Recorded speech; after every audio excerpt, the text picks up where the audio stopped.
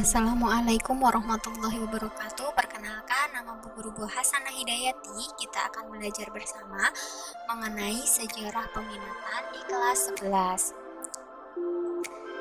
Nah, untuk kelas 11 ini akan terdiri dari bab 1 sampai dengan bab 4.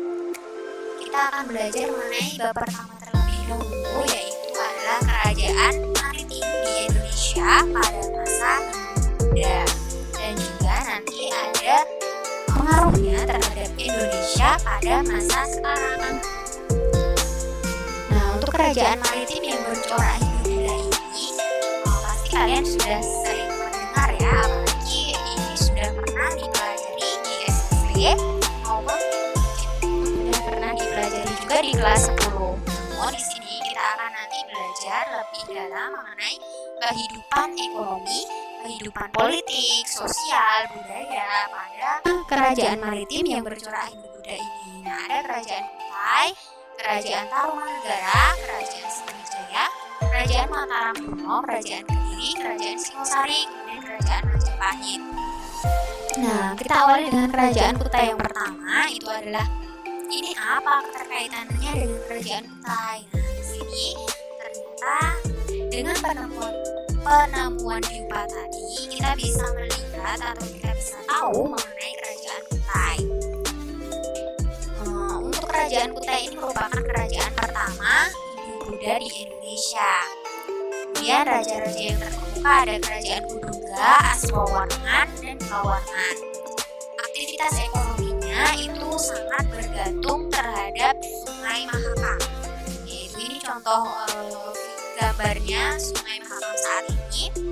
Namun pada masa itu kerajaan Kutai memang berada di wilayah Sungai Mahakam ini dan sangat bergantung kehidupan ekonominya dari Sungai Mahakam ini. Kemudian kehidupan sosialnya di masa kerajaan Kutai ini, Raja Mula Warman itu memberikan sedekah berupa 20.000 ekor lembu pada kaum brahmana. Selain itu, kerajaan kehidupan budaya ditandai dengan Tiastoma. Nah, kalian untuk tugas pertama ini silahkan kalian mencari apa yang dimaksud dengan upacara Tiastoma. Ini adalah tugas pertama yang kalian harus kerjakan. Nah, nanti ada beberapa tugas. Untuk yang hari ini adalah satu tugas tersebut. Kita lanjutkan materi yang selanjutnya, yaitu adalah kerajaan Tarumanegara. Di sini ini adalah wilayah kerajaan Tarumanegara. Semoga terlihat ya di situ untuk petanya. Jadi ini guru perbesar saja. Nah, ini adalah peta kekuasaan kerajaan Tarumanegara. Di sini untuk yang Sundapura ini merupakan pusat kekuasaan ibu kota. Kemudian yang di bagian merah, titik-titik merah ini adalah situs penting di wilayah Tarumanegara. Ada Cibuaya, kemudian ada Tugu, kemudian ada yang lain-lain, nanti silakan dibaca. Kemudian ada warna hijau tua, ini merupakan ranah inti kerajaan Tarumanegara di sini, di bagian ini. Kemudian yang hijau muda ini pengaruh kerajaan Tarumanegara. Ya, ini di wilayah Jawa ya. Jadi ini di sebagian pulau Jawa ini adalah kerajaan Tarumanegara dan pengaruhnya di sini. Nah, sumbernya dari kenapa kita bisa tahu mengenai kerajaan Tarumanegara ini ada beberapa sumber ya teman-teman. Ada prasasti Ciaruteun, kemudian kebun kopi, prasasti Tugu, prasasti Jambu, kemudian prasasti Pasar Awi, prasasti Muara Jantan, kemudian prasasti Lebak.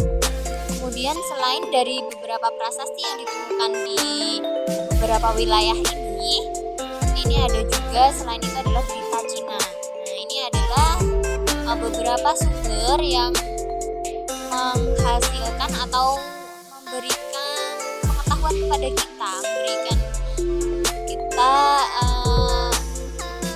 beberapa hal yang membuat kita bisa tahu ini kerajaan Tarumanegara itu dari beberapa sumber tadi.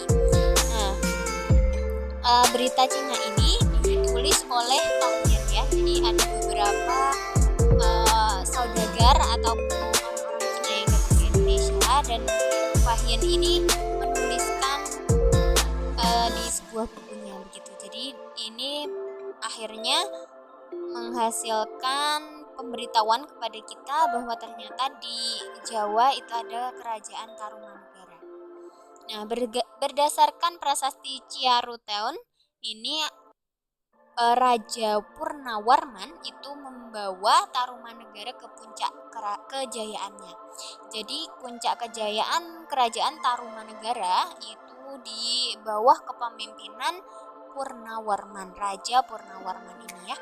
Ini tadi kita sebutkan adalah bidang politik. Kemudian bidang lain bagaimana kerajaan Tarumanegara ini. Nah, kita ulas lagi di bidang politik tadi yang raja mempunyai kejayaan. Maksud saya begini. Jadi masa kejayaannya itu di bawah Raja Purnawarman, raja yang ketiga. Dia di sini kerajaan Tarumanegara bisa mencapai puncak kejayaan dan memiliki banyak wilayah. Kemudian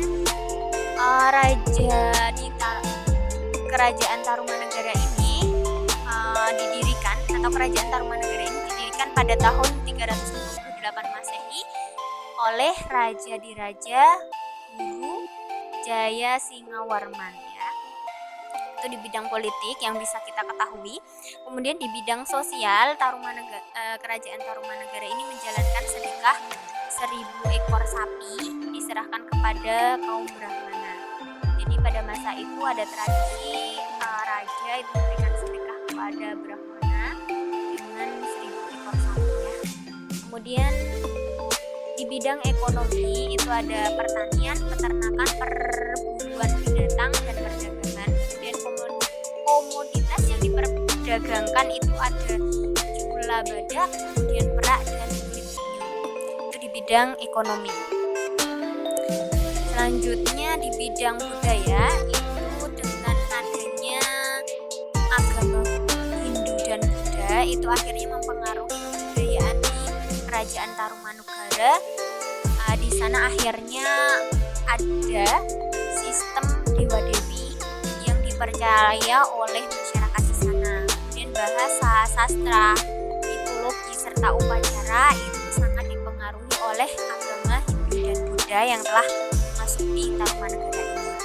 Nah, mungkin materi ini hari ini kita cukupkan sekian. Kita awali dengan kerajaan Kutai dan Tarumanegara.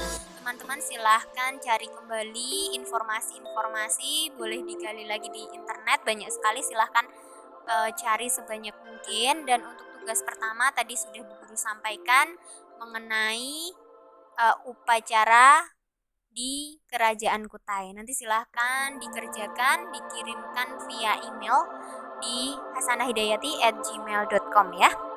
Itu yang bisa Bu Guru sampaikan. Kita lanjutkan untuk kerajaan-kerajaan selanjutnya di part selanjutnya. Nanti insya Allah kita lanjutkan di pertemuan selanjutnya. Banyak kesalahan sekali, pasti banyak kesalahan yang Bu Guru mungkin dari kata-kata, kemudian mungkin dari materinya, kemudian mungkin dari PowerPoint-nya yang kurang kreatif. Maafkan, insya Allah nanti kita terus memperbaiki